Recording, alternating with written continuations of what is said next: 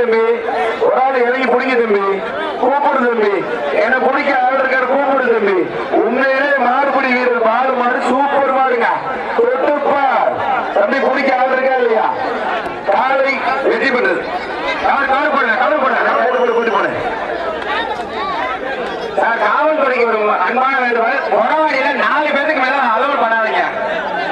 ஒரு மாட்டுக்கு 4 பேருக்கு மேல உள்ள விடாதீங்க சார்.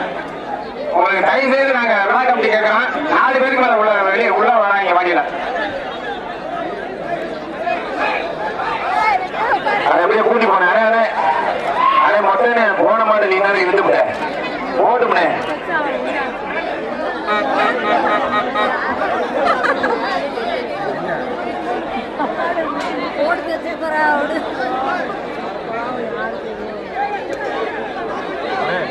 கூட்டிட்டு போங்க